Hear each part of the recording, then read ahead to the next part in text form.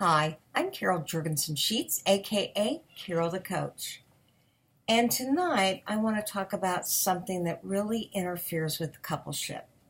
It really can interfere with the relationship between the sex addict and the partner. It's something called empathy.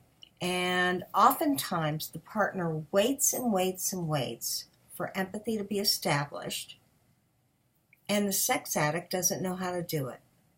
And so I want to give you an exercise that you can really work towards. It's very simple. It's called the empathy sandwich. Now, the empathy sandwich goes like this.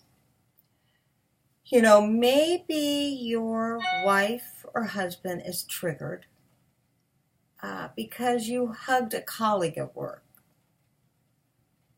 You don't think it's that big of a deal, but she's actually asked you to leave the house. She is sick and tired of you overstepping boundaries with women. You want to be defensive. You want to think she's crazy. You want to think at least that she's over-exaggerating. This colleague wasn't attractive. She didn't fit your arousal template. Maybe she's 80 years old. You just can't figure out why your partner is so triggered. Well, so oftentimes it is the trigger, but more than that, it is about you not respecting her enough to follow the rules. You not respecting her enough to follow through with what you've promised her. I will have no physical contact with women. Okay. So here's how the empathy sandwich works. You start out by saying to your loved one, honey, I get that I broke the rules. This is the top of the sandwich. I get how I broke the rules, and I didn't think it was a big deal. And let me tell you, I can see by the look on your face, I can tell by the sound of your voice that this was a huge deal. And I am so sorry. I want you to know I get how I violated our boundaries. And I want to tell you that. Okay, that's step one.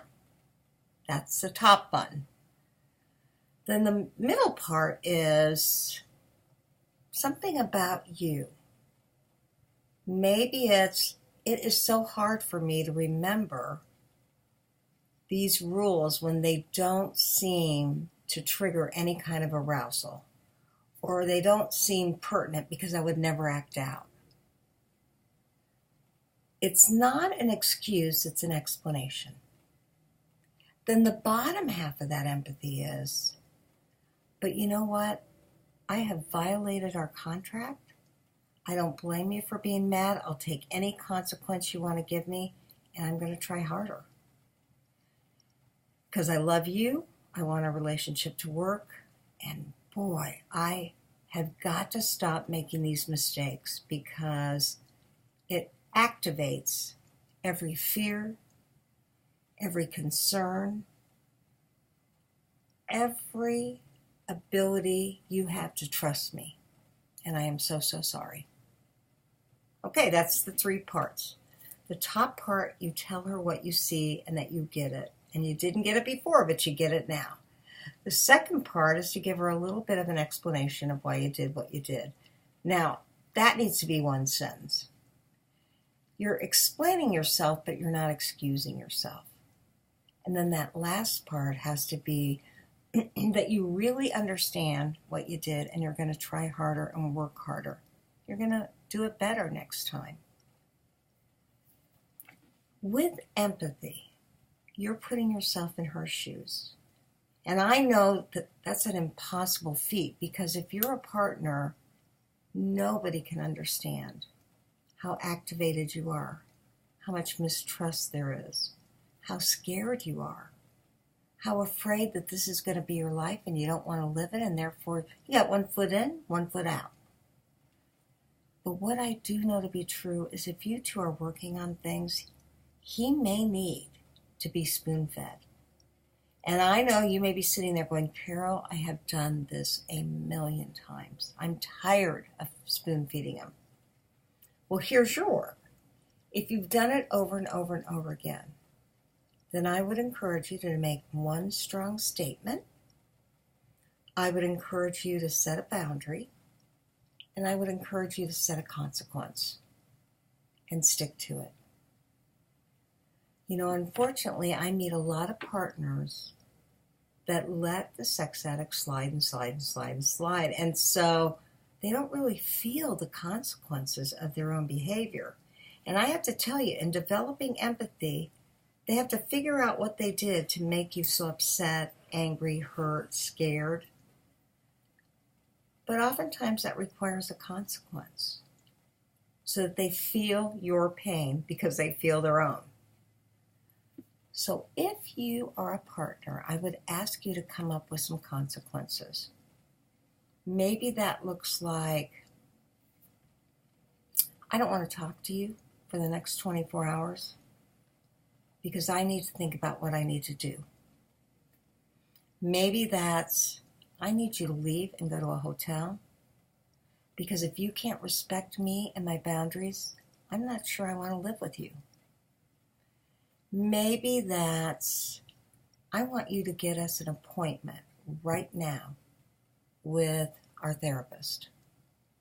I want it to be in the next 48 hours, and I don't care what you have to do to make that happen. Maybe it's a polygraph. You said that there was no arousal there and that you didn't give it a thought. I want you to prove it to me. I want you to take a polygraph test that said you got absolutely nothing out of that hug. Because we talked about what if she's 80. And that's not meaning to be anything negative about geriatrics. But the bottom line is, your partner is upset because you broke a boundary. You may have even violated a contract. Maybe you didn't tell her in the proper amount of time. And her fear is that she's going to live this life over and over and over again. And she didn't ask for this. She can't control it. And she just wants you to respect her and do the things you need to do to make your relationship better. Now, how you do that is you acknowledge what you did, you validate her feelings, and you let her know that you're going to keep working on it. Sometimes I hear from partners, oh, he's just gaslighting me. He doesn't mean it. So that might be the polygraph question. Did you really mean that you would never do this again? You know, how can you make it up to me? What are you going to do? And in the meantime, I'll keep helping sex addicts understand what empathy is. I know it's hard. That's what I want to say. Sex addicts probably didn't learn empathy to begin with, but if they had it, they lost it because their addiction caused them to be very selfish and very self-interested. Now we got to reverse that and retrain the brain to put yourself in the other person's shoes. I'm Carol Jurgensen Sheets, aka Carol the Coach, and if you want more good advice, go to www.blogtalkradio.com. Sex Help with Carol the Coach. We interview the experts in the world on sex addiction and partner trauma. I'll be talking to you soon, and you keep working on that empathy.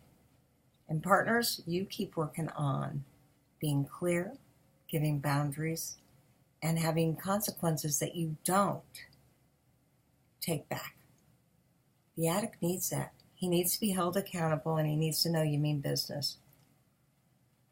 I know you hate to be in that role, but that's part of the treatment. And I promise restoration is possible once the addict figures out how to do empathy. Have a great night.